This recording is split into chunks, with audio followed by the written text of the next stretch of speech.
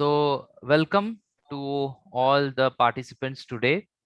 We have a very special guest amongst us, and she's Dr. Anita Tilwari, and I'll be shortly introducing you. But this has been, it has been kind of her to accept our invitation and uh, share her knowledge across all the participants who are there over here. And let me introduce her just so she is a senior scientist at Center Excellence in Biotechnology. Her patents and paper published are numerous, and in recent times, 2021 random amplified polymorphic DNA intersample sequence repeat markers reveal genetic diversity between micropropagated wild and field cultivated genotypes of Gloriosa, an endangered medicinal plant. Her work has been on different aspects, on industrial enzymes, on plant samples, thermophilic microbes. So she has been an totally person who has a wide field application across so many different platforms and has been a very important scientist who has been working in this field. I'll keep this short.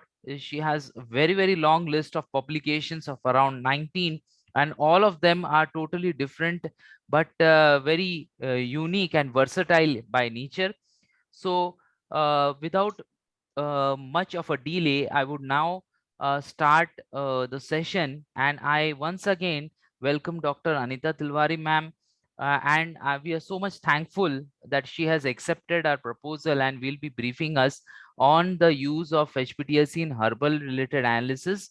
It has been a great pleasure and honor, ma'am. You have accepted our invitation and are speaking over here on this platform. हम सभी का यहाँ पे स्वागत करते हैं, और इसी के साथ मैं ये सेशन अभी मैम को दे रहा हूँ, जो ये सेशन अभी आगे लेके जाएंगी। आपको कोई भी क्वेश्चन आंसर हो, प्रश्न हो, तो आप नीचे Q&A बॉक्स में लिख सकते हैं। You can write it there, over there, और हमारा टीम आपको at the end of the session और जो क्वेश्चंस आंसर नहीं हुए हैं उनको आपको मेल द्वारा सूचित किया जाएगा, and will inform you and send you the query answers through the mail. So with this brief introduction, I once again welcome ma'am. Thank you so much ma'am. अभी आप सेशन की शुरुआत कर सकते हैं ma'am. Over to you madam. Thank you sir, thank you. Thank you, thank you. मेरा ये share हो गया है क्या स्क्रीन? हाँ मैम, दिख रहा है. Okay, so good morning everyone. Basically, thank you sir for giving me this platform at Enchrome. And I am basically user of HPTLC in our institution. We are MP Council of Science and Technology, and we are having this instrumentation since from 2008. So we are working on that. We are making students to develop their skills. And basically in Madhya Pradesh, we are focusing for the research scholars as well as the students, those who are doing their MSc dissertation work, and the professors, scientists, which are not having such type of facilities, as it is somewhat expensive, that can be utilized in a collaborative way. So it's good instrumentation, the best instrumentation, I must say. And we are in the process to increase the parts of this instrumentation, as we are having the old version. And now it's the new version has come. So I think soon we are going to purchase this instrumentation. Thank you very much, sir. And the participants, good morning, everyone. So first of all, I would like to introduce that why we are going towards the herbal medicine. As you know that nowadays everyone is going towards the herbal medicine or herbal products. So research on herbal products has increased. So how, sir, एक minute में रहना presentation. Sorry, हाँ.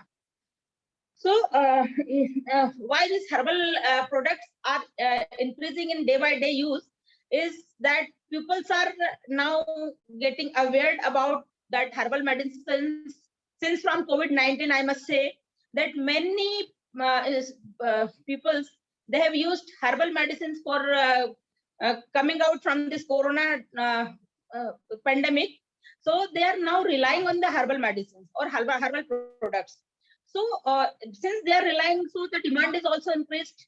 Now there is a need that the whole part of that medicinal plant is used in the Ayurvedic system, but it is the time when we have to take the active ingredient from that medicinal plant and then go ahead with its research.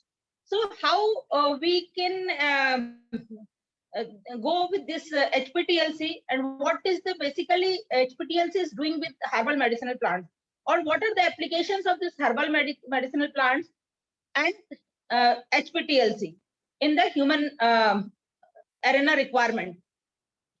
So since it is in a demand, so what this analysis and quality control is also moving towards, is also moving a step ahead towards the integrative and comprehensive direction in order to tackle this complex nature of herbal medicine. You know that herbal products, they are very complex in nature, and due to its complex in nature, its identification, its active ingredient illusion, that somehow it is a difficult task. So this high performance thin layer chromatography is one of the sophisticated instrument or a technique for quantitative and qualitative analysis of the herbs and herbal drugs. And nowadays they have developed the HPTLC MS, where the research work has become very easy for all of us. That previously we are going for illusion of that active ingredients. There are many different steps and it is also time taking, but nowadays by coming up this HPTLC MS, we are just having the spot of that active ingredient in the plate and then putting that plate on platform of the interface, and that active ingredient compound is coming to for MS analysis. So it is very easy for all of us nowadays to do research work on the herbal medicines. As you know that due to complex nature and inherent variability of the chemical constituents of this plant-based drugs, it is very difficult to analyze its quality control parameters also. And qualitative and quantitative ingredients and even quality assurance of herbal medicine is important factor and basic requirement for herbal drug industry. But some problems are there which we have to tackle the problems, and we have to get a solution for that. As you know that there are several problems which influences the quality of herbal drugs. How variable sources of raw material we are getting from different parts of the world, or from India or from Madhya Pradesh. So that is also one of the problem. Chemical constituents of the herbs and herbal products may vary depending on stage of collection. As you know that herbal for doing research on herbal medicine, we have to take many precautions before taking that herbal drug for research. So this is one of the main consequences, that the chemical constituents of herbs and herbal products may vary depending on stage of collection. So stage of collection is also very important for herbal drugs to be collected, and the parts of the plant, which part is to be collected for which type of active ingredient, or which type of plant is collected to be for which type of disease curation or disease को cure करने के लिए. And harvest season is also very important for herbal drugs. Harvest season in the sense, कहते हैं कि बारिश के बाद plants का grow होना शुरू होता है, और बाद में कुछ समय के बाद, at least for 3 months, then the active ingredient is basically developed in the medicinal plant. तो सभी plants का, ये तो मैं एक example बता रही हूँ, just I am giving you some examples, but it is very important that harvest season, at what time which type of plant is to be collected and which part of that plant is to be collected for analysis. Then plant origin, from where it is originated, its regional or status, and how we are drying that medicinal plant, and the other factors.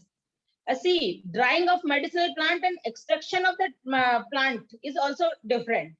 So drying process, like many plants, you basically use the dry sunlight, some use incubators, some use shade drying. So before going for research well, please see what type of the plant is there, what type of ingredient is present in that, whether it will in the drying it will that active ingredient will get destroyed or not. Everything we have to search and see, and then we have to go for the further research. Extracts are usually mixtures of many constituents. This is also one of the factor.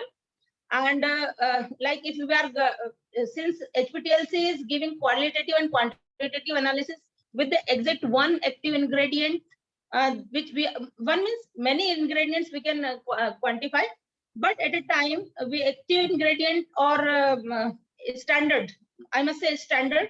With standard, if you are taking one plant of for that component, specific component, so we are getting quantitative and qualitative analysis as well as for research work. But if you are going with the extract, this is from the dry plant which we are crushing and then going for the HPTLC. But if you are going for the extract and means extracting that medicinal plant with different solvents by Soxhlet apparatus or any other apparatus, and that you are seeing that in that type of solvent, how much amount of that active ingredient is present. So that is also one of the main part of this herbal medicinal plant. The active principles in most cases is unknown. When we are going for research, basically, and if you are having active ingredient, known active ingredient, then there is no, I must say, very less problem is there. But most of the medicinal plants, they are having some part of that active ingredient which is unknown. So it is also one of the problem which we face in herbal drugs, and this is the solution what we are going with in this presentation. Selective analytical methods or reference compounds may not be available commercially. Sometimes what happens, you are seeing some compound but that is not present commercially in the market. So that is also one of the problem which influences the quality of the herbal drugs. So now what we are going with this presentation is, first we will see the introduction and principle of the HPTLC. What is the difference between TLC and HPTLC, and the steps which are involved in the HPTLC, materials used for plates, and the mobile phase. What is the mobile phase? Sample application, how we apply the sample, and HPTLC plate development and applications of HPTLC. So this is the picture which is taken from the site of Enchrome, and I must just introduce the students that how the HPTLC work and what are the parts of the HPTLC which are required for which type of research. So first, if you will see that sample application, this is the sample applicator. In TLC, the difference I will tell you about the TLC and HPTLC, but from here I would like to say some words that in HPTLC we are having this sample application which is not manually. Okay, and then chromatogram development. This is the ADC chamber, which is a chromatogram development where there is no disturbance of impurities or other ingredients. And this is the derivatization chambers where we derivatize the substances which are not coming in the UV or fluorescent light, that are derivatized, and we can see in the pictures.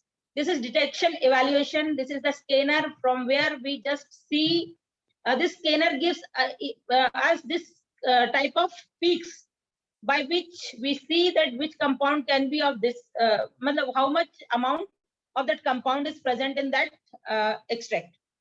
And then this is documentation part. Documentation part is needed for this type of, you can see this picture. And by this documentation, we can do fingerprintings and different kind of adulteration checking and all. And even this documentation is required for pre-selection of plates. This hyphenation of TLC, which I told you about, that MS is an interface from where we can, this is the interface from by which we can go for MS analysis. So,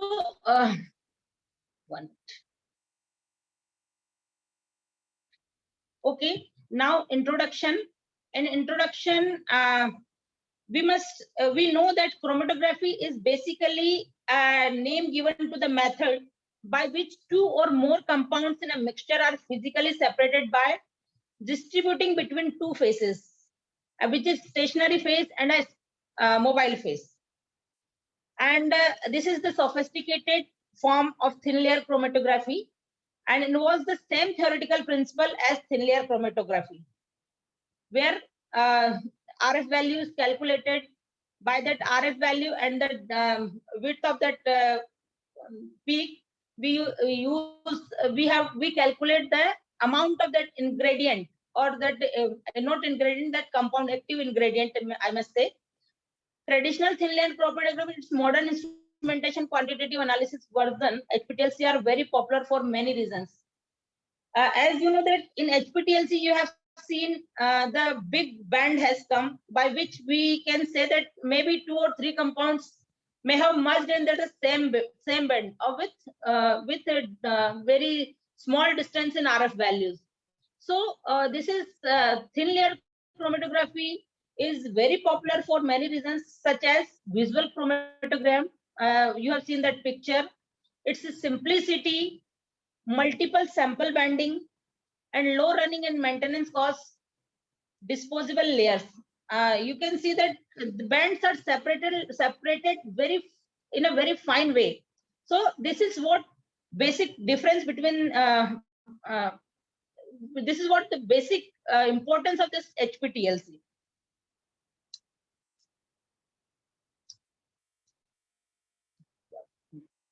So main difference between HPTLC and TLC.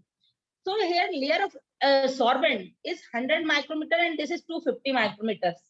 Its efficiency is high due to smaller particle size generated, and it is TLC is efficiency is less than HPTLC, and the separations is 3 to 5 centimeters, and in TLC if you see it is 10 to 15 centimeters. And then if you will see the staining, here it uses the UV visible fluorescent scanners, is an advanced type of densimeter, and in this it is not possible for TLC because the bands are in a exactly one point. The bands are given on one specific point from where you can calculate and you can see your scanning, where it बहुत अच्छे से देख सकते हैं आप लोग. And HPTLC में ये possible नहीं है. And sample spotting, it is auto sampler and it is manual spotting. And auto sampler is मैं आगे आपको बताऊंगी कि ऑटो सैम्पलिंग किस तरह से होती है और क्यों आपका बैंड फैलता नहीं है, क्योंकि HPTLC में आपने देखा होगा कि आपका बैंड फैल जाता है थोड़ा. And analysis time, it is shorter migration distance and the analysis time is greatly reduced. इसमें हम लोग एक डिस्टेंस HPTLC में भी देते हैं, बट शॉर्टर इसमें शॉर्टर होता है, बट इसमें स्लोअर माइग्रेशन होता है जो TLC होता है, क्योंकि इसका स्पेसिफिक पोर साइज होता है उसका TLC प्लेट का, है ना, हर चीज उसकी स्पेसिफिक होती है. Solid support wide choice of stationary phases like silica gel for normal pH and others C18 and others for reverse pH modes. And यहाँ पर अगर आप देखेंगे TLC के लिए तो हम लोग basically silica gel commonly use करते हैं एंड एल्यूमिना भी हम लोग यूज करते हैं. Development chamber and less amount of mobile phases required, and इसमें more amount of mobile phases required. So this is the difference between TLC and HPTLC. इसी difference के कारण ही HPTLC का जो इम्पोर्टेंस बढ़ता है कि it gives fine bands. Distance between the bands is very fine. आप हर एक कंपाउंड को अलग अलग देख सकते हैं इसमें. पिक्चर्स में अगर आप देखेंगे तो पिक्चर्स भी मैंने एंड्रोम की साइड से ही लिया है. And this from this picture if you will see that TLC analysis, अगर हम देखते हैं तो आप बैंड का देखिए किस तरह से बैंड आता है, लेकिन यही आप HPTLC का अगर देखेंगे तो आप देखिए कितने फाइन बैंड्स आते हैं, और आप distance between the bands and आप आसानी से देख सकते हैं कि दो बैंड्स के बीच में भी कुछ दूरी है, मतलब ये दो कंपाउंड्स हैं. अगर हम TLC में देखेंगे तो आप ये कहेंगे अगर ये दो कंपाउंड्स होगी ये एक ही कंपाउंड होगा, है ना. ये थोड़ा सा हम लोगों को देखना है HPTLC और TLC का जो डिफरेंस आता है. इसीलिए HPTLC को हाई परफॉर्मेंस कहा जाता है, क्योंकि ये एक्यूरेट रिजल्ट्स देती है with standardization and standard compounds. Now, what are the advantages of HPTLC? First of all, it is nearly unlimited choice of stationary and mobile phases, and multiple samples can be analyzed in parallel. आप एक standard के साथ में 5 plant लगा सकते हैं इसमें, है ना, 5 प्लांट का एक्सट्रैक्ट लगा सकते हैं, और which is having same type of compound. और अगर आप रिसर्च कर रहे हैं तो आप वो देख सकते हैं कि that compound is present in that sample और नॉट, ये भी हम लोग इसमें देख सकते हैं। Single use of stationary phase and archive of separated substances on each track. आप देख ही रहे हैं इसमें पिक्चर्स में कि किस तरह से हमें अलग अलग ट्रैक्स का और अलग अलग बेंडिंग पैटर्न नजर आ रहा है। Multiple detection on the same plate, हम मल्टीपल डिटेक्शन कर सकते हैं इसमें सेम प्लेट में। इसी प्लेट से हम क्वांटिटेशन कर सकते हैं, इसी प्लेट से हम केमिकल एंड बायोलॉजिकल डिटेक्शन कर सकते हैं। हम डायरेक्ट एंड कॉस्ट इफेक्टिव हमारा जो MS है उसके थ्रू आगे अपना रिसर्च वर्क बढ़ा सकते हैं। Now features, what are the features of this HPTLC? Simultaneous processing of sample and standard, better analytical precision and accuracy, less need of internal standards. So आप देखेंगे कि इसमें हमें बहुत अच्छी accuracy, precision, ये सारी चीजें मिलती हैं। Several analysts work simultaneously.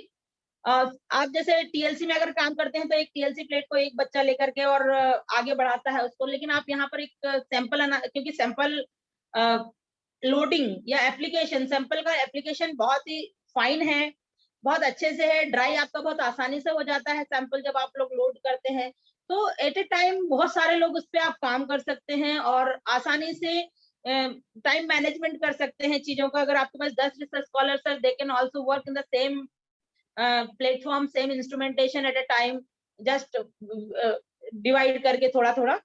Lower analysis time and less cost per analysis, इसमें आप देखेंगे कि लोअर एनालिसिस टाइम, बहुत कम एनालिसिस टाइम में, मतलब एक दिन में आप बहुत सारे सैंपल्स कर सकते हैं, और इसका कॉस्ट एनालिसिस भी कम है, क्योंकि इसमें जो बैंड की लेंथ होती, विड्थ होती है, वो आप एक ही उसमें 36 बैंड्स और समथिंग 24-36 बैंड्स लगा सकते हैं। तो अब आप सोचिए कि एक ही प्लेट में, जबकि आप TLC में ऐसा नहीं कर सकते हैं, क्योंकि आपको एक बैंड का साइज देना पड़ेगा, फिर आपको ये भी डिफरेंस देखना है कि कहीं वो बैंड ये ऊपर नीचे के तो कंबाइंड हो ही जाते हैं, लेकिन साइड के भी कहीं कंबाइंड ना हो जाए, तो आपको उनके बीच का गैप भी बहुत, डिस्टेंस बहुत देना पड़ता है दो बैंड्स के बीच में। लेकिन यहाँ पर एक स्टैंडर्ड डिफाइंड मेथड है जिसके थ्रू आपको करना है। Simple sample preparation, handle samples of divergent nature, simple preparation भी बहुत आसान है, इसके लिए हमें कुछ भी ज्यादा करने की जरूरत नहीं रहती है, just to take the medicinal plant, dry it, crush it and then dissolve it in a solvent, जिसमें वो सॉल्वेंट में डिसॉल्व हो जाता है वो एक्टिव इंग्रेडिएंट, उतना सा करना। उसके बाद में हमें just go for the methodology. No prior treatment for solvents like filtration and degassing. कुछ सैंपल्स को हमें जरूर करना पड़ता है चीजों को, जहां पर कि हमें ऐसा लगता है कि कहीं हाइड्रोलिसिस की जरूरत पड़ती है, तो तब हमें थोड़ा सा जरूर मेथड में चेंज लाना पड़ता है। Otherwise there is no prior treatment for solvents. हाँ सॉरी, सॉल्वेंट्स के लिए तो बिल्कुल आपको करना नहीं था, वो जो मैं बता रही हूँ वो आपको सैंपल के लिए बात कर रही थी मैं। Exactly, okay. नाउ लो मोबाइल फेस कंजप्शन पर सैंपल। आप देखिए यहाँ पर बहुत कम आपको मोबाइल फेस की जरूरत पड़ेगी, 10 ml से काम, 8 to 10 ml से काम चल जाता है। No interference from previous analysis, fresh stationary and mobile phases for each analysis, no contamination. इसमें क्या होता है कि आपको, जैसे अगर हम TLC करते हैं या कुछ और भी करते हैं, तो आपको अमाउंट ऑफ सॉल्वेंट जो रहता है वो ज्यादा यूज होता है, लेकिन यहाँ पर आप देख रहे हैं कि आप 6 ml लीजिए, 6 ml के बाद में आपने पहली प्लेट रन कर दी, then just avoid that solvent, आप हटा दीजिए, दूसरा सॉल्वेंट लीजिए, फ्रेश स्टेशनरी फेस फ्रेश लीजिए, वो लीजिए। आपका कंटेमिनेशन का कोई चांसेस नहीं बनता है इसमें, क्योंकि कोई आपको लगता है कि आपका कोई ऐसा कंपाउंड जो कि उसमें चला गया हो सॉल्वेंट में, और वो आपका आगे जाकर के आपको मिसगाइड करता हो अपने एनालिसिस में, तो ये चीजें यहाँ पर आपकी खत्म होती है। मतलब यहाँ पर आपको ये चीजें नहीं आएंगी, आपको कोई भी कंटेमिनेशन नहीं आएगा, और बहुत आसान है कि आप थोड़ा सा amount of solvent mobile face में आप अपना पूरा सैंपल रन कर सकते हैं। Okay, visual detection possible open system से हमें विजुअल डिटेक्शन होता है। जैसे आपने देखा 2 मशीनरी है आपके पास में, एक स्कैनर है, दूसरा आपके पास में फोटो डॉक्यूमेंटेशन सिस्टम है इसके अंदर। Non UV observing compounds detected by post chromatographic derivatization. जैसे मैंने आपको पहले भी बताया था कि इसमें क्या होता है, यूवी एंड फ्लोरोसेंट है। अगर वो कंपाउंड्स नहीं है तो तीसरे अगर टाइप का कोई कंपाउंड है जो उसमें डिटेक्ट नहीं हो सकता है, then that is basically detected by after derivatization.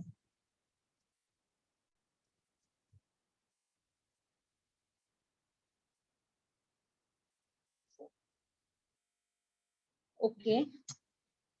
Now, what are the steps which are involved in HPTLC? Basically, first one is the selection of chromatographic layer, and second is standard करते हैं, chromatographic development करते हैं, detection of spots, how we detect the spots, scanning कैसे हम करते हैं, and documentation of chromatic plate हम किस तरह से करते हैं.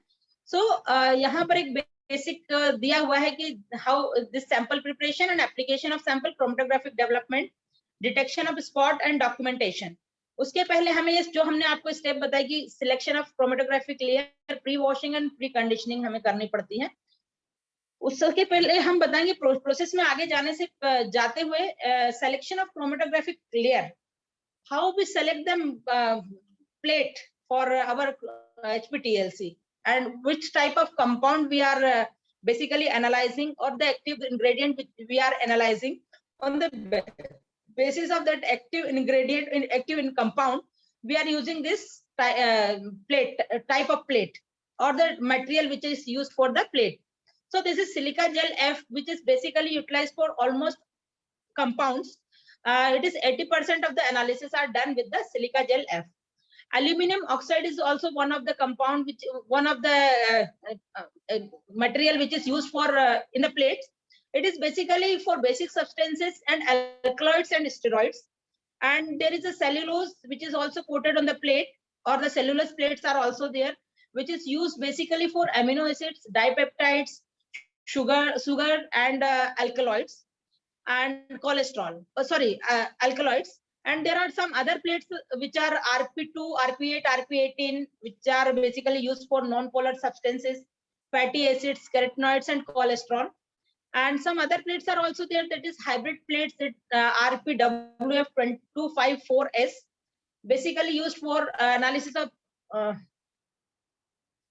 preservatives, barbiturates, and phenothiazines. Such type of compounds are basically analyzed with the help of these hybrid plates, RPF, WF254. And basically the plates are basically the stationary phase is loaded on the plate, or we can say that these plates act as a stationary phase. On the plate has a fine particle size and uniform thickness.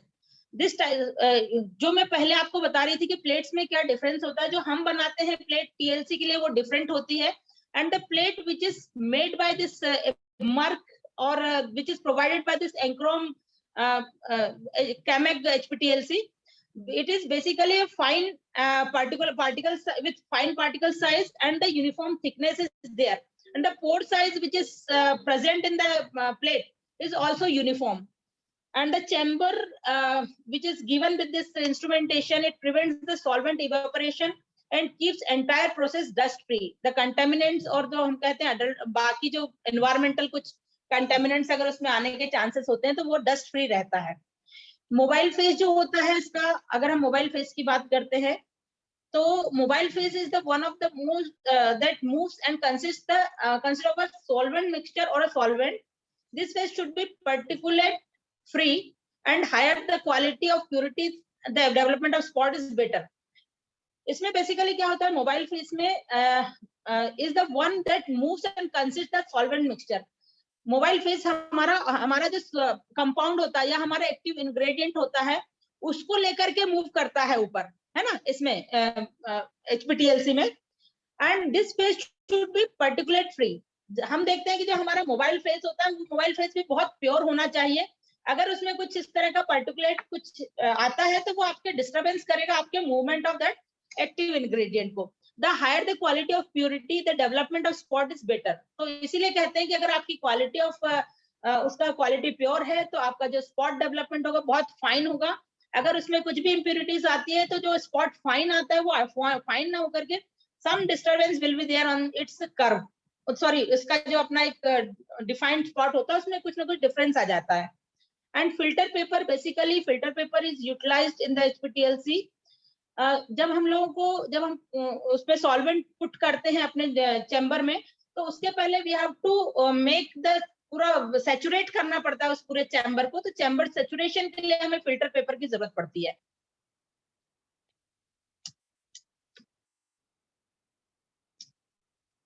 So generally अगर हम देखते हैं ये मैंने एक उससे लिया है पेपर से, बेसिकली किस टाइप के कंपाउंड के लिए हम किस तरह का मोबाइल फेज यूज करते हैं। जैसे अगर आप यहाँ देख रहे हैं सेपोनिन्स के लिए अगर देखते हैं तो ये some of the protocols which are standardized by some of the scientists or the research scholars, those who are working on the HPTLC with the specific compound from medicinal plant. So आप देखेंगे saponins के लिए chloroform, glacial acetic acid, methanol and water use किया है किसी ने, and it is standardised by that specific scientist.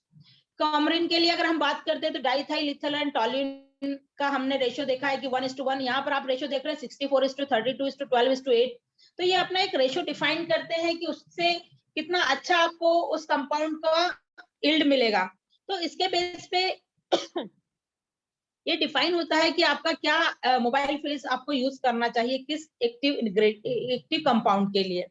इसी तरह से आप एसेंशियल ऑयल्स का अगर आप देखेंगे तो टॉल्यूइन एंड इथाइल एसीटेट का यूज किया जा रहा है 93:7।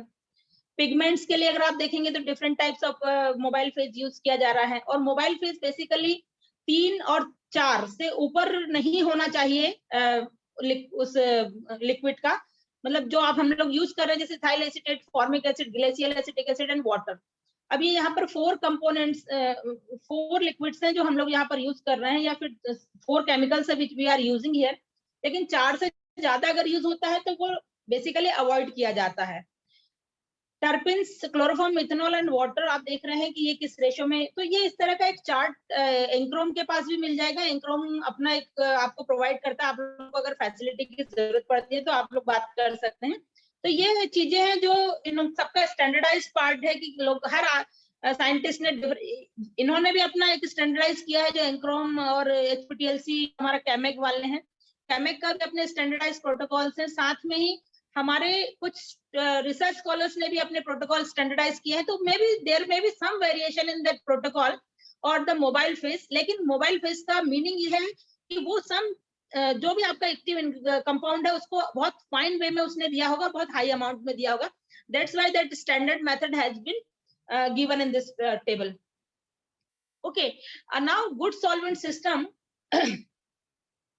is one that moves all component of mixture of the baseline but does not put anything on the solvent front.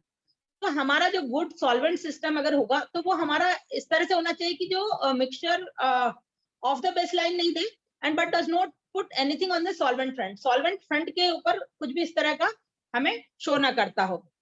The peak of interest should be resolve between RF, ये एक basic दिया है कि किस तरह से इसमें डिफाइन की जाती है पीक्स को। The elution power of the mobile phase depends on a property called eluent strength, which is related to the polarity of the mobile phase component. अब यहाँ पर वो polarity भी बहुत important, polarity and non-polarity of compound भी बहुत important role play करता है।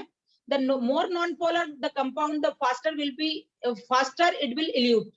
अगर आपका more non-polar compound है तो वो बहुत जल्दी आपका elute होगा, और the less time it will take remain on the stationary phase, it will get eluted. And the more polar the compound, the slower it will elute and it will basically take time for the in the stationary phase और आपको band आसानी से देगा।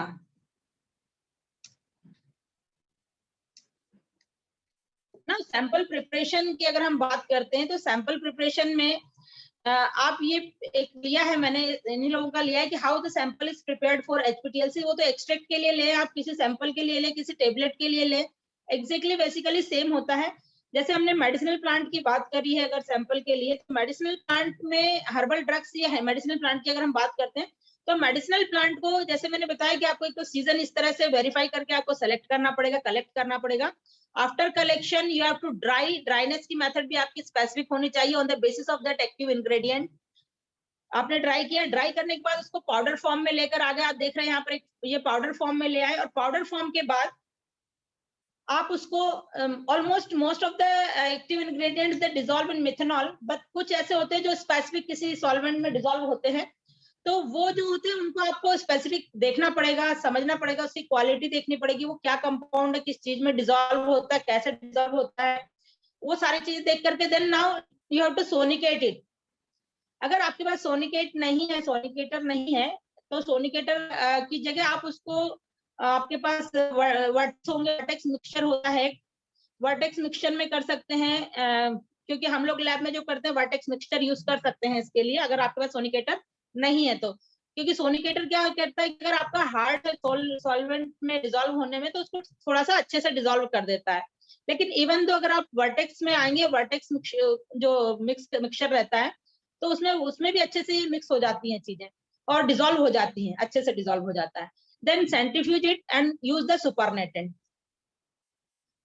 And उसके बाद अगर आप देखेंगे यहाँ, तो common mobile phases listed by increasing polarity, ये एक टेबल दिया हुआ है जो कि इंक्रीजिंग पोलैरिटी के बेस पे आपका जो सॉल्वेंट सिस्टम है उसको दर्शा रहा है, शो कर रहा है कि उसकी एलिमेंट स्ट्रेंथ कितनी होगी, है ना, कौन सा सॉल्वेंट है और उसका एलिमेंट स्ट्रेंथ कितना रहेगा। और इस बेस पे ही हम लोग अपना कोई भी मेथड को वैलिडेट करते, मतलब स्टैंडर्डाइज करते हैं, तो ये सब देखते हैं कि हमें कौन सा सॉल्वेंट लेना चाहिए हमारा जो एक्टिव इंग्रेडिएंट, एक्टिव कंपाउंड है उसके लिए।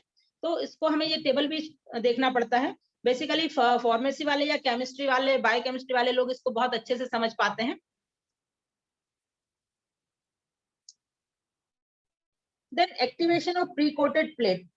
अब एक्टिवेशन क्या होता है, प्री कोटेड प्लेट, हमने मान लीजिए हमारा नया प्लेट आया, नया प्लेट अगर आपका है और आपने तुरंत निकाला है, तो मे भी आपको इतनी जरूरत नहीं पड़ेगी इसको ज्यादा कुछ प्रोसेस करने की। लेकिन अगर वो प्लेट में कुछ मॉइस्चर आ गया है या आपने निकाल के थोड़ा समय के लिए बाहर रख लिया है, तो now you have to activate of pre coated plates. तो इसको क्या करना पड़ता है, हमें एक्टिवेट करना पड़ता है। Freshly open box of plate do not require activation. Plate expose to high humidity और kept on hands for long time to be activated. आपने अगर बाहर निकाल के रख लिया तो then it is to be activated by placing it in an oven at इतना डिग्री 110, that is 110 से 120 degree centigrade for half an hour prior to spotting. And इसके बाद aluminum should be kept in between glass plates and placing oven at 10 to 110 से 120 degree centigrade for 15 minutes. और इसके लिए हम activation और भी तरीके से करते हैं कि मान लीजिए आपका बहुत देर तक आपकी प्लेट बाहर थी, आप एक काम आता है, मैं आपको बताती हूँ प्री वॉशिंग क्या होता है। इसमें मैंने प्री वॉशिंग दिया है शायद नहीं, ठीक है। प्री वॉशिंग एक होती है चीज, प्री वॉशिंग ये होती है कि आप अपना जो सैंपल है मिथेनॉल में, उसको आप थोड़ी देर के लिए करके रखिए। जैसे हम लोग डेरिवेटाइज करते हैं या फिर हम लोग एडीसी में डेवलपमेंट करते हैं, इस तरह प्लेट को आप आधे घंटे के लिए या 10 मिनट के लिए रख दीजिए, जब तक कि आपका पूरा जो नीचे जो मिथेनॉल है पूरा का पूरा ऊपर तक आ जाए प्लेट में। अगर पूरा मूव कर जाता है प्लेट के ऊपर, तो इसका मतलब ये है कि आपके प्लेट में कोई इम्प्योरिटीज है, तो वो सारी की सारी मूव ऑफ हो जाती है।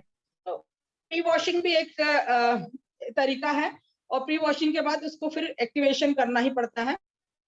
Okay, now application of centre. हमने कहा प्लेट हम कैसे ले सकते हैं, प्लेट क्या होती है, प्लेट कितने प्रकार की होती है, किस तरह का सैंपल किस तरह की लगा सकते हैं। अब हम सैंपल को किस तरह से इसमें लोड करते हैं, प्रिपरेशन ऑफ सैंपल भी आपने देख लिया। और प्रिपरेशन ऑफ सैंपल के बाद अगर हम देखते हैं कि लोडिंग कैसे की जाती है, तो सबसे पहले अगर आप देखेंगे तो usual concentration of loading range is 0.1 से 1 mg पर ml के हिसाब से है ना। अगर उसके ऊपर हम लोग लेते हैं तो हमारा जो सेपरेशन है बहुत अच्छा नहीं हो पाएगा। तो हमारी जो रेंज होगी हमारा सैंपल लोडिंग का, वो रहेगा 0.1 से 1 mg पर ml का। Now sample and standard can be applied by using automatic auto sampler applicator with nitrogen gas sprays on TLC plate as bands or spots. अभी आप देख रहे हैं ये लिनोमेट 5 है ना। हमारे पास लिनोमेट 3 है। और लिनोमेट्री बेसिकली सेमी ऑटोमेटिक रहता है, ये हमारा एप्लीकेटर होता है। हमें सैंपल को डिसॉल्व करके सिरिंज में फिल करना पड़ता है, और सिरिंज में फिल करने के बाद आप देखेंगे यहाँ पर सिरिंज आप लोड करेंगे और ये एक गैस पाइप से नाइट्रोजन गैस के साथ में अटैच होता है। और अटैच होने के बाद जब आप देखेंगे कि जो नाइट्रोजन गैस स्प्रे होती है साथ में, जब आपका सैंपल लोडिंग होता है साथ में स्प्रे होती है nitrogen gas.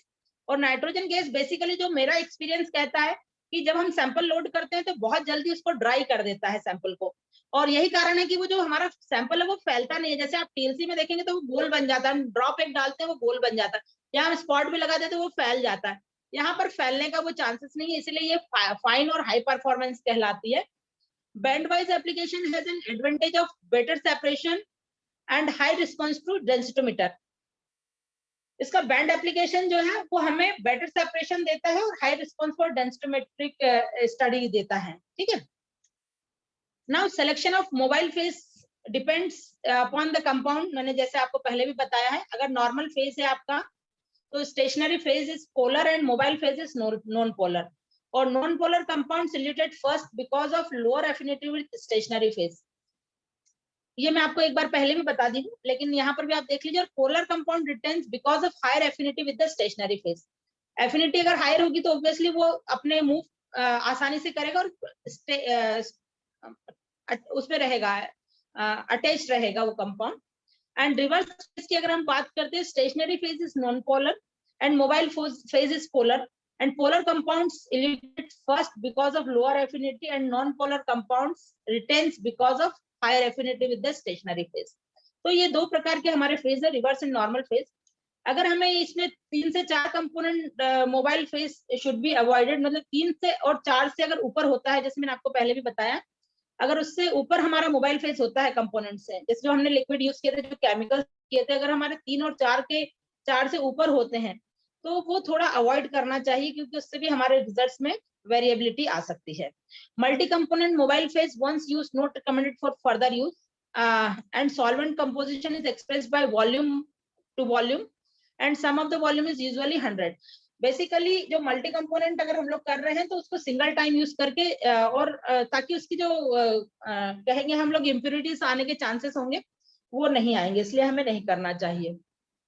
Twin trough chambers are used only 10 to 15 mobile phase is required. अब हम ट्विन ट्रफ चैम्बर्स का यूज करते हैं डेवलपमेंट के लिए, अभी हम आपको बताते हैं इसके बाद में कि हम क्या करते हैं। और उसमें हमें केवल 10 से 15 ml या फिर 8 ml, अभी जो नया मैंने देखा था उसमें 8 ml sample is also sufficient for running of samples और development of plates. Components of mobile phase should be mixed introduced into the twin trough chamber. एक तो ऑटोमेटिक मशीनरी के साथ होता है, वो हम लोग जैसे करते हैं, लेकिन यहाँ मैंने आपको प्री कंडीशनिंग का दिया है एक्चुअली, यहाँ ओके पहले ना दे पाकर। हाँ, तो जैसे आपने ट्विन ट्रफ चैम्बर देखा ही है, ये हमारी डेवलपिंग प्लेट्स हैं, और pre conditioning of chamber that is saturation of chamber, है ना। हमने जब बात करी अभी किस तरह से हम लोग सिलेक्शन कर रहे हैं, सिलेक्शन के बाद हमारा जो चैम्बर रहेगा जिसके अंदर हम लोग डेवलपमेंट करेंगे तो उसका हमें सैचुरेशन करना पड़ता है। और सैचुरेशन जैसे मैंने आपको बताया था, chamber saturation has pronounced influence on the separation profile, आपकी सेपरेशन प्रोफाइल को इन्फ्लुएंस करेगा। Unsaturated chamber causes high RF value.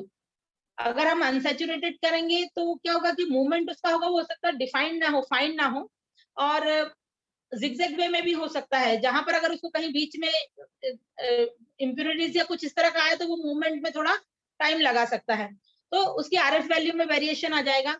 Saturated chambers by lining with filter paper of 30 minutes prior to development leads to uniform distribution of solvent vapors and requires less solvent for the sample to travel।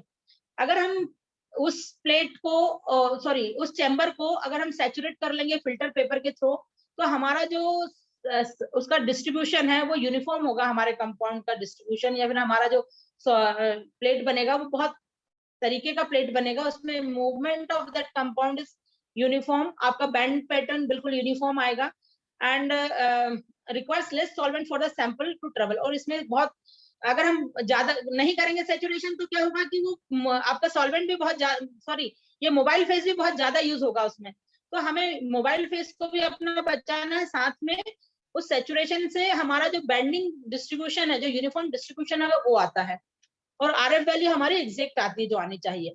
ये basically development chambers है जिसके अंदर हम लोग plate को develop करते हैं। यहाँ देखेंगे आप, reproducible pre equilibrated with solvent vapour, ये gas phase conditioning with any conditioning liquid और वोलेटाइल रिएजेंट। तो ये इस तरह से है। नाउ जो डेवलपिंग चैम्बर की मैं बात कर रही थी, chromatographic development chamber, after development remove the plate and mobile, ये है हमारी प्लेट, जो हम लोग यहाँ पर प्लेट लगाते हैं। हमारा प्लेट बनने के बाद जब सैंपल लोड हो जाता है, सैंपल लोडिंग के बाद हम इसको डेवलप करते हैं। तो ये टिन ट्रफ चैम्बर है जिसके अंदर हमारी प्लेट डली हुई है, और ये यहाँ पर हम लोग, ये इंस्ट्रूमेंट है जिसके अंदर हम लोग डेवलपमेंट करते हैं। तो यहाँ पर बहुत ठीक से रहता है, इसमें सैचुरेशन बहुत अच्छे से होता है। सैचुरेशन के बाद इसमें इम्प्योरिटीज के चांसेस खत्म हो जाते हैं, एनवायरमेंटल अगर कोई कंटामिनेशन जाने के चांसेस है तो वो खत्म हो जाते हैं। ये इसलिए इसका स्टैंडर्ड जो मेंटेन्ड है। और यहाँ पर सिर्फ 10 ml आपको लगेगा, आपका मोबाइल फेस 10 ml लगेगा, और 10 ml ही आपको जो सैचुरेशन के लिए आपको जरूरत पड़ती है, वो भी बहुत कम लगता है सैचुरेशन का अमाउंट। ठीक है। Mobile phase is required remove from the plate to avoid contamination of lab atmosphere, उसका लैब का भी कोई कंटामिनेशन आने के चांसेस नहीं। Dry and vacuum desiccator, avoid hair dryer, essential oil components. अब आपको देखना है कि आपको हेयर ड्राई करना है, ड्रायर से काम लेना है, या फिर आपको ड्राई अलग तरीके से करना है, क्योंकि आपका कंपाउंड क्या है या आपका अननोन है, तो आपको कभी हेयर ड्रायर यूज नहीं करना चाहिए, है ना। तो आपको देखना है आपके कंपाउंड की कैरेक्टरिस्टिक्स देखनी है कि आपका उसका क्या कैरेक्टर है, आपके कंपाउंड का, एक्टिव इंग्रेडिएंट का या एक्टिव कंपाउंड का। On the basis of that आपको इसको ड्राई करना है। ड्राई करने के बाद आप देखेंगे डिटेक्शन एंड विजुअलाइजेशन में कि किस तरह से डिटेक्शन एंड विजुअलाइजेशन होता है। आप ये देख रहे हैं, ये आपका विजुअलाइजेशन है, and this is peaks which are by detector. ये इस तरह का आपको आता है ग्राफ, जो आप उसमें जब एनालिसिस करते हैं, स्कैनिंग करते हैं उसके बाद। नाउ डिटेक्शन एंड विजुअलाइजेशन में अगर हम बात करते हैं, तो detection and visualisation, detection under UV light is first choice and it is non destructive. सबसे पहले हम यूवी लाइट में देखते हैं अपने सैंपल को।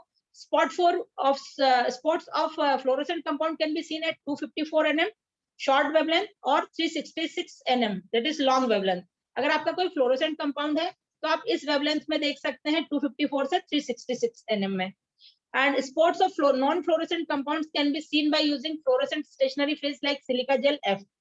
तो ये फ्लोरोसेंट स्टेशनरी फेज आता है, उसमें हम लोग देख सकते हैं नॉन फ्लोरोसेंट को, वो आसानी से हमें दिख जाता है।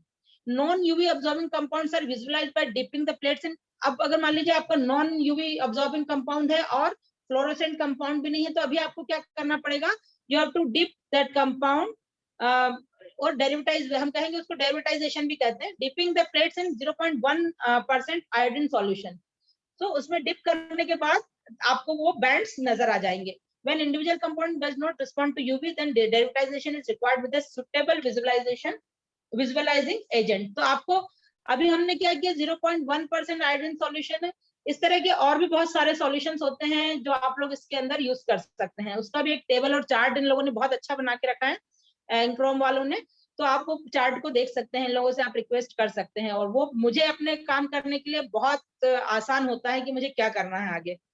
एंड हियर मैं एक छोटा सा बताना चाहूंगी कि आरएफ वैल्यू के बेस पे जो हम लोग डिटेक्शन करते हैं, what is this RF value is, it is the ratio of distance travelled by substance to distance travelled by the solvent front. जो आपका कैलकुलेशन करते हैं, कैलकुलेशन का भी एक तरीका होता है कि आपका सॉल्वेंट ने कितना, सॉरी आपके सब्सटेंस ने कितना मूव किया है, और उसके बाद आपका जो सॉल्वेंट है उसने कितना मूव किया, उसके बेस पे आपकी आरएफ वैल्यू कैलकुलेट की जाती है। और इसमें एक और चीज है कि higher the RF value lesser the polarity of the substance. अगर हायर आरएफ वैल्यू आ रही है तो उसकी पोलरिटी कम होगी, और अगर कम आरएफ वैल्यू आ रही है तो उसकी पोलरिटी ज्यादा रहेगी उस सब्सटेंस की। ठीक है, उसके बाद हम लोग उसी प्लेट से, ये हमने किया, डिटेक्शन कर लिया। डिटेक्शन के बाद उसी प्लेट को हम लोग क्वांटिफिकेशन के लिए भी यूज कर सकते हैं। और क्वांटिफिकेशन के लिए हम लोग टीएलसी स्कैनर थर्ड यूज करते हैं अपनी लेबोरेटरी में, कैमेक टीएलसी स्कैनर थर्ड, और जो कि रिफ्लेक्टेंट और इन ट्रांसमिटेंस मोड में आपको एब्जॉर्बेंस देता है और फ्लोरोसेंट देता है। ठीक है, scanning speed is selectable up to 100 mm per second। spectra recording is fast, or 36 tracks with the, up to 100 peaks. Peak windows can be evaluated. 36 tracks can be evaluated with up to 100 peaks. यहाँ calibration of single and multiple level with linear and non-linear regression are possible. अब हम यहाँ पर क्या सारी चीजें कर सकते हैं, प्रेसिशन कर सकते हैं, आर वैल्यू निकाल सकते हैं, और बाकी जो चीजें रहती हैं इसकी स्टैंडर्डाइजेशन के लिए, वैलिडेशन के लिए, वो भी सारी चीजों को हम लोग यहाँ पर देख सकते हैं इस उसमें. Concentration of analyte in the sample is calculated by considering the sample initially taken and the dilution factor. यहाँ पर जो आपका क्वांटिफिकेशन का ग्राफ आता है और उस क्वांटिफिकेशन के बेस पे कितना आपका क्वांटिफाई हुआ है, तो वो हमारा क्या रहता है, वो सैंपल जो हमने लोड किया है उस सैंपल के बेस पे हमको क्वांटिटी मिलती है. नाउ उस क्वांटिटी को हम हमने जो डायल्यूशन किया उसके बेस पे आपका एग्जैक्ट जितना प्लांट का पार्ट लिया था आपने, उसमें कितना होगा वो हम डिफाइन कर सकते हैं. देन डॉक्यूमेंटेशन की बारी आती है. तो डॉक्यूमेंटेशन इसमें e mark introduce plates with imprinted identification code, supplier name, item number, batch number, individual plate number, जिससे कि manipulation of data at any stage को हम खत्म कर सकते हैं, और coding automatically get recorded during photo documentation. तो कहते हैं कि जैसे जो इंस्ट्रूमेंट की प्लेट्स होती है, अगर हम उसमें कुछ दूसरा लगाते हैं तो मे भी आपका रिजल्ट वेरिएट कर सकता है, लेकिन जो स्टैंडर्ड प्लेट्स होती हैं, जैसे अगर हम बोलते हैं डीएनए सीक्वेंसर की अगर हम बात करें, तो हमें डीएनए सीक्वेंसर के द्वारा के साथ में जो केमिकल आते हैं उनको ही लगाना पड़ता है, तो वो they will give good results. अगर हम दूसरा लगाते हैं तो वो हमें ऑथेंटिकेट नहीं करते हैं थर्मो फिशर वाले कि जो आपने रिजल्ट लेकर आए हैं वो बहुत सही है कि नहीं है. तो यहाँ पर भी एक बहुत अच्छा है कि आपको एक डिफाइंड चीजें दी जा रही हैं, और उस डिफाइंड प्लेट्स के बेस पे आप लोग जो भी काम करेंगे they will recognise it, and अगर आपका पब्लिकेशन होना है या आगे कुछ भी करना है आपको, तो इट विल गेट पब्लिश्ड और आपको ऑथेंटिकेशन मिल सकता है इसका. ये जो इंस्ट्रूमेंट से आपने, मैंने पहले भी बताया था कि हम लोग एप्लीकेटर है, एप्लीकेटर के बाद एप्लीकेशन का जो मैंने आपको बताया था, एप्लीकेशन सेमी ऑटोमेटिक है हमारे पास, लेकिन अभी ऑटोमेटिक आ चुकी है मार्केट में. एक एंग्रोम वालों के पास ऑटोमेटिक है जिसपे भी वो लोग ट्रेनिंग प्रोग्राम देते हैं. जब हम सैंपल लोड करते हैं तो हमें एक पूरा सॉफ्टवेयर रहता है, उसके अंदर पूरा डिफाइन करता है, करना पड़ता है बैंड की डिस्टेंस कितनी होगी, बैंड के बीच की डिस्टेंस कितनी होगी, कितना उसका साइज होगा, कितना विड्थ होगी, हर चीज हमको डिफाइन इसमें करना पड़ता है. किस चीज के लिए कर रहे हैं हम लोग, ये भी हमें थोड़ा डिफाइन करना पड़ता है. ये स्कैनर यहाँ प्लेट रखते हैं और वो आपको जिस तरह से मैंने दिखाया था स्कैन ग्राफ वो नजर आता है, और ये डेवलपमेंट चैम्बर जो आपको पहले भी मैंने दिखाया था. नाउ आपका डेवलपमेंट हो गया, डॉक्यूमेंटेशन हो गया, क्वांटिफिकेशन हो गया. क्वांटिफिकेशन के बाद जब हमारा हम देखते हैं कि हम कहाँ इन सब चीजों को यूज कर सकते हैं रिसर्च में या बाकी चीजों में हम लोग कहाँ यूज कर सकते हैं, तो आप फार्मास्यूटिकल रिसर्च में यूज कर सकते हैं, बायोमेडिकल रिसर्च में यूज कर सकते हैं, क्लिनिकल में कर सकते हैं, आप एनवायरमेंटल एनालिसिस के लिए कर सकते हैं, फूड इंडस्ट्रीज में कर सकते हैं, therapeutic drug monitoring to determine its concentration and metabolites in blood unit. कोई भी ब्लड, अगर ब्लड में आपका इस तरह का कोई भी थेराप्यूटिक ड्रग है उसका आप कंसंट्रेशन डिटरमाइन कर सकते हैं. Analysis of environment pollution level, वो आप एनालिसिस कर सकते हैं कि एनवायरमेंटल पॉल्यूशन क्या है. क्वांटिटेटिव डिटर्मिनेशन ऑफ डिफरेंट जो प्रोस्टाग्लैंडिन एंड थ्रोम्बोबॉक्सिन, ये हम इनका क्वांटिफिकेशन कर सकते हैं. Determination of mercury in water, ये सब कर सकते हैं. ये इसकी एचपीटीएलसी की डिफरेंट एप्लीकेशन है. लेकिन जब हम मेडिसिनल प्लांट की एप्लीकेशन पे जाते हैं तो हम फिर वापस उसी चीज पे आ जाते हैं कि हमारा कोई एक्टिव इंग्रेडिएंट है, हम उसका एक्टिव इंग्रेडिएंट को डिफरेंट प्लांट्स में कितना प्रेजेंट है, कौन सा प्लांट है जिसमें बहुत अच्छा प्रेजेंट है, किस प्लांट को हम आगे प्रोसीड कर सकते हैं अपने रिसर्च के लिए, ये सारी चीजों पे बात करते हैं. तो अगर आप यहाँ देख रहे हैं तो estimation of andrographolide and wedelolactone, ये है andrographolide and wedelolactone active components of Andrographis paniculata and Eclipta alba respectively. तो ये जो दो हमारे एक्टिव इंग्रेडिएंट्स है, मान लीजिए हम इनकी बात करते हैं, हमारा एक एंड्रोग्राफिस पैनिनकुलेटा में प्रेजेंट है और एक्लिप्टा एल्बा में एक प्रेजेंट है. तो हम देखेंगे कि ये जो है बहुत अच्छा मेडिसिनल यूज है, और हम चाहते हैं कि ये एक्टिव इंग्रेडिएंट का कितना अमाउंट इनके अंदर एक्टिव एल्बा में प्रेजेंट है. इसका एक और आता है उसमें भी ये प्रेजेंट होता है, तो उसमें कितना प्रेजेंट है, लेकिन जिसमें ज्यादा प्रेजेंट होता है हम हमेशा उस पर आगे काम करने की कोशिश करते हैं. तो यहाँ पर अगर आप देखेंगे development of accurate precise and specific HPTLC method to quantify simultaneously both these chemical markers of diversified chemical structure in different dosage forms such as tablets and syrup. इन्होंने टेबलेट एंड सिरप में देखा, लेकिन आप medicinal plant में भी आप इसको देख सकते हैं. अब इन्होंने जो प्री कोटेड सिलिका प्लेट लिया है वो लिया है सिलिका जेल 60F254 प्लेट्स, और उसमें एक मोबाइल फेस है जो toluene acetone and formic acid का है 9:6:1 एज अ मोबाइल फेस, जिसमें इन्होंने स्टैंडर्डाइज किया है कि ये जो कंपाउंड है हमें अपना कितना प्रेजेंट होगा जो भी होगा, मतलब एक standardise method, validated standardise precise method इन्होंने डेवलप किया है, और उस मेथड के बेस पे कहा है कि ना ये जो फेस है मोबाइल फेस ये हम यूज करेंगे तो वो exact amount of that active compound उस चीज में जो जिसमें भी वो प्रेजेंट होगा वो दे देगा हमको।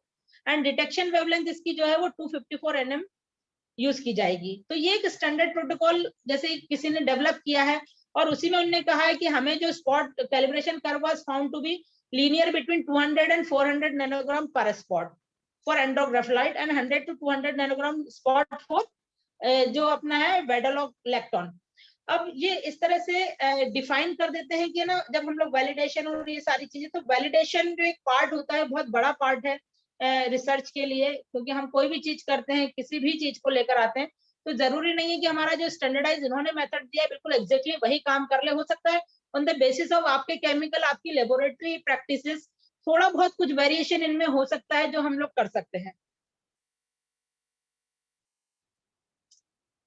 ठीक है, अब इसमें कुछ और भी दिया है, जैसे अब अगर आप हम बात करते हैं यहाँ पर, तो यहाँ पर आप बात करिए यूग्नॉल, ल्यूटियोलाइन, यूरोसोलिक एसिड एंड ओलियोनिक एसिड, है ना, black and green varieties of osmium sanctum.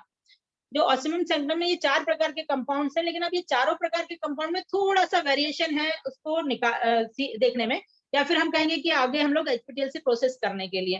तो देखेंगे आपके ना इसमें 4 compounds are present. Out of this 4 compound, eugenol and ursolic acid were in free form, ये फ्री फॉर्म में है, जिनको हम लोग डायरेक्ट डिटेक्टेड ओनली, सॉरी, ये were in free form, whereas luteolin and oleonic acid were detected only after hydrolysis। मतलब ये free form में हम इसको डायरेक्ट एक्सट्रैक्ट बना करके क्रश करके और आप आगे बढ़ा सकते हैं उसको सैंपल के लिए। लेकिन आप जो लिटियोलिन और ओलियोनिक एसिड की बात अगर हम कर रहे हैं, तो ओलियोनोलिक एसिड और इसमें हमें एक और स्टेप बढ़ानी पड़ेगी, दैट इज हाइड्रोलिसिस।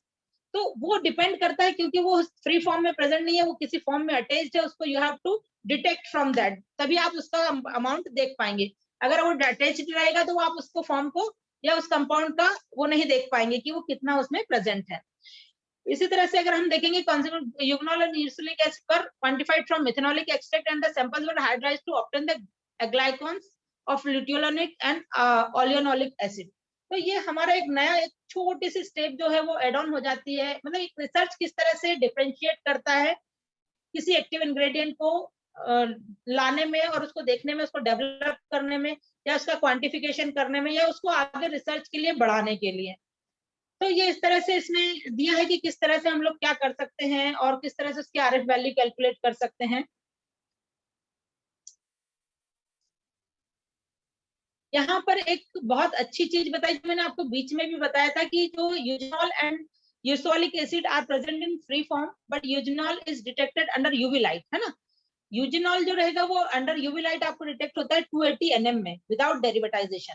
लेकिन जो यूरोसिलिक एसिड है वो can be detected only after derivatisation with anisaldehyde sulphuric acid reagent, है ना, एंड मैक्सिमम 530 nm पे।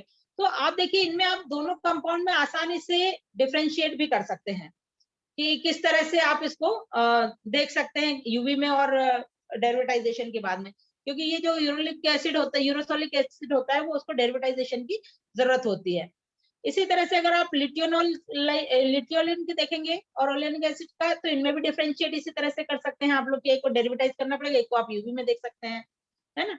तो ये डिफरेंस होता है इसमें।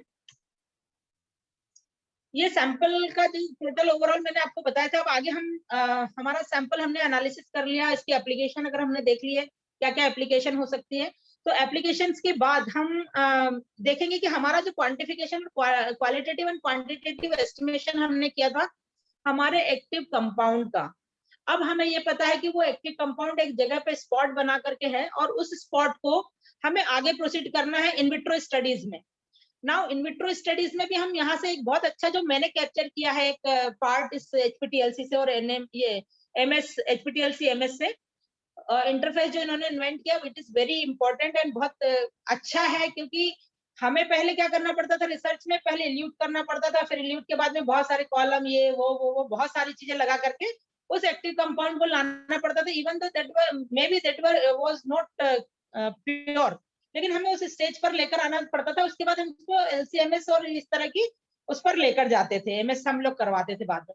अभी क्या है, आपको ज्यादा कुछ करने की जरूरत नहीं, आपने अपना कंपाउंड रन किया प्लेट पे और पूरी प्लेट के कंपाउंड को इस इंटरफेस के थ्रू एमएस कर लिया, तो आपको बहुत फायदा हो जाएगा कि एमएस से आपको ये पता चल जाएगा कि उसमें क्या क्या चीजें और कितनी कितनी और कैसे प्रेजेंट है उसकी पूरी स्टडी आपको दे देगा।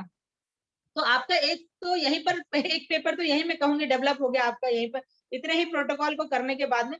बाकी इनविट्रोज स्टडीज में और भी आप कर सकते हैं कि प्लेट में आपने सैंपल लगाया, उस प्लेट के सैंपल को आपने कट किया और उसको टोटली एक ट्यूब लिया 2 ml का, और उसमें आपने अपना सॉल्वेंट डाल दिया जिसके अंदर वो सॉल्यूबल रहेगा, और आपने सिलिका जेल निकाल करके उसमें डाल दिया, तो then also you will get the pure compound of that medicinal plant, और आप उसको इनविट्रो स्टडी के लिए यूज कर सकते हैं। तो मुझे तो यहाँ भी आपका ये अपना HPTLC है वो बहुत इंपॉर्टेंट लगा, और मुझे लगता है कि रिसर्च वाले जो रिसर्च करने वाले स्टूडेंट्स हैं उनको तो बहुत फायदा होने वाला है इससे, और बहुत फायदा हो रहा है।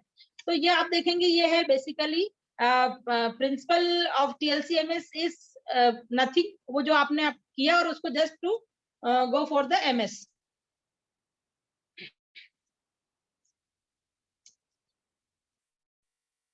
अब ये मैं आपको बता चुकी हूँ कि वो किस तरह से अपना फाइन स्पॉट लेता है, और उसको ये बेसिकली जो इंटरफेस है बहुत इंपॉर्टेंट है, क्योंकि वही इंटरफेस आपका उस स्पॉट को लेता है, और कहना चाहिए कि HPLC pump delivers the solvent, solvent आता है, pressure controls piston to lower, piston नीचे जाता है, पिस्टन के बाद आपका वो जो पार्ट होता है वो MS में मास स्पेक्ट्रल एनालिसिस सैंपल, सैंपल सीधा यहाँ पहुंचता है और आपका पूरा ये इस तरह का ग्राफ आपको दे देता है।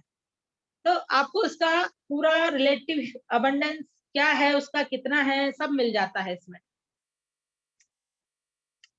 ये बेसिक उसका दिखाया है जनरल, और बाद में अगर आप देखेंगे ये स्पॉट देखिए, यहाँ पर आप देखेंगे positioning of the plate with the laser on the specific spot, आपने स्पॉट पे लेजर दे करके, और इस MS का जो TLCMS इंटरफेस है उसका पार्ट आपने जो पिस्टन है उसको आपने वहां पर लेकर गए डिफाइन जगह पे, और piston lowers with the 4 bar and the evolution starts. ये बहुत अच्छी मतलब बहुत अच्छे से इन्होंने डिस्क्राइब किया, और ये मैंने जो स्टेप्स ली इन्हीं के उससे है मैंने, लेकिन it's really very important steps to be described in front of you people. So यहाँ देखिए कि आप spot before and after elution, ये before and this is after elution, तो आप देखेंगे कि पूरा का पूरा इल्यूट होकर के हमारा सैंपल आगे MS में पहुंच गया है। और ये डेरिवेटाइज्ड एंड नॉन डेरिवेटाइज्ड प्लेट्स अगर हम आप उसके बाद देखेंगे तो थैंक यू। इतना ही था मेरे उसमें प्रेजेंटेशन में, और अभी कुछ क्वेरी हो तो आप लोग पूछ सकते हैं। बाकी मैं डॉक्टर सकत सर से कहना चाहूंगी कि sir please take over this session. Sure, जरूर ma'am, thank you so much. मतलब इतने शॉर्ट टाइम में मैडम ने एक एस्पेक्ट नहीं है जो छोड़ा नहीं है।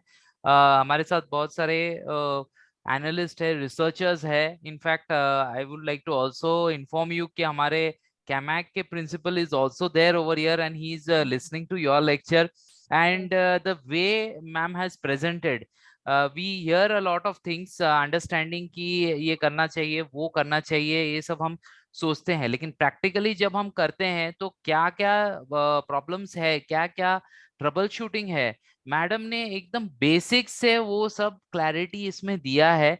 So I really appreciate ma'am, thank you so much. ये सेशन को बहुत बेहतरीन बना दिया है आपने, और मैं हमारे सभी रिसर्चर्स को इससे इतना अनुभव मिला है, जिस तरीके से आप बहुत ही सिंप्लीफाई तरीके से पूरे चीज को आपने दर्शाया कि RF वैल्यू का क्या सिग्निफिकेंस होता है, वो कैसे सैंपल के साथ को रिलेटेड है, और हमें मोबाइल फेस को कैसे तरीके से चुनना चाहिए।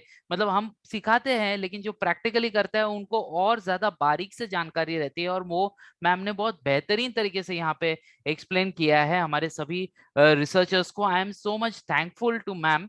Unfortunately, sir, if you are listening, we have conducted this in local language, which is very much important and essential, so that each and every person and our researchers team can really understand that. So I would now request our marketing team if you can just call upon our CEO, sir, Mr. Marcus, who's also into the session and give us his little bit of feedback. I'm sure a few of things must have gone from his head, above his head, but whatever small pieces what he has been able to join in, we'll be happy to hear a little bit of him. And of course we are opening the session for question answers. तो जो भी questions है, प्रश्न है आपके, वो Q&A box में आप लिखिए और उसको हम अभी लेना चाहेंगे. अगर if more questions are there, then we will be taking them and answering them through our mail.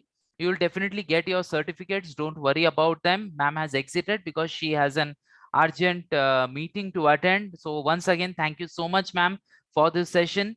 And I think yes, dear marketing team, Marcus is sir's name. He's the CEO of Kemag, and I would just like to invite him for a very small briefing.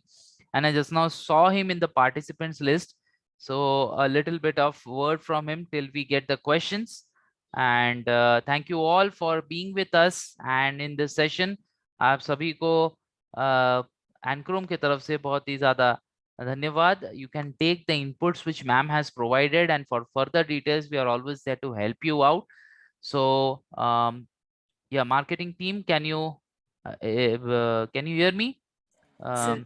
या उनको देखिए Marcus करके attendees में रहेंगे, उनको जरा panel list में add कीजिए. Yes.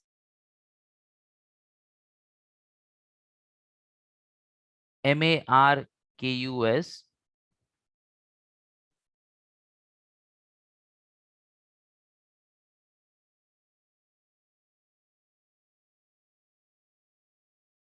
Sincerely, she has covered so minute topics and covered right from the basics.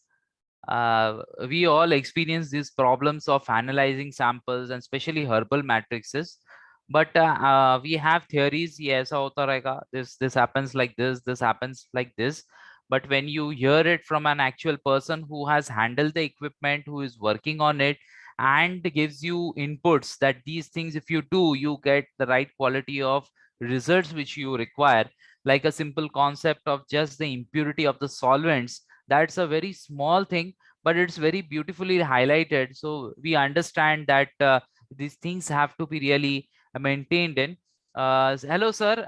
I think we have added you to the panel list. If you can just speak a couple of words. Very nice to see you. It must be very early morning, sir. So thank you so much it's for. Already, the sun is already up, so no problem. Good morning, Yes, sir. everybody. Good morning, From sir. Switzerland to India. Good morning, sir. So it's nice to listen to the talk. Thanks a lot, and a pleasure to be a part of it. And I say hello to everybody and to all our friends who are clearly using HPTLC and our instruments. And thanks for the talk, Mrs. Tilvari.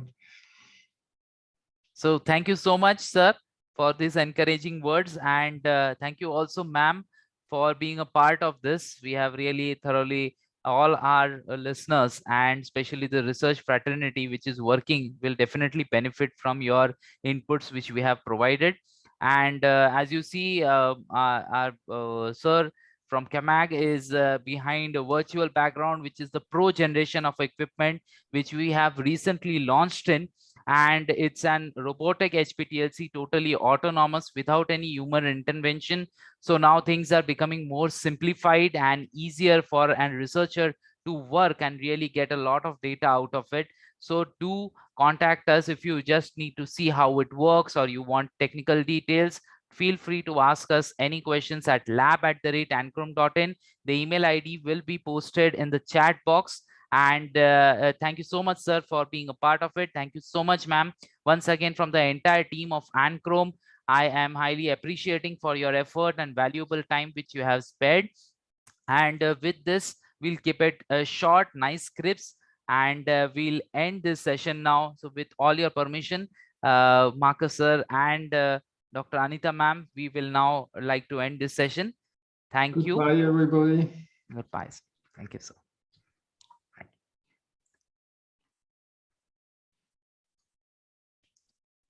Yeah. So may I request the marketing team to end this session now? Okay, sir. Yeah.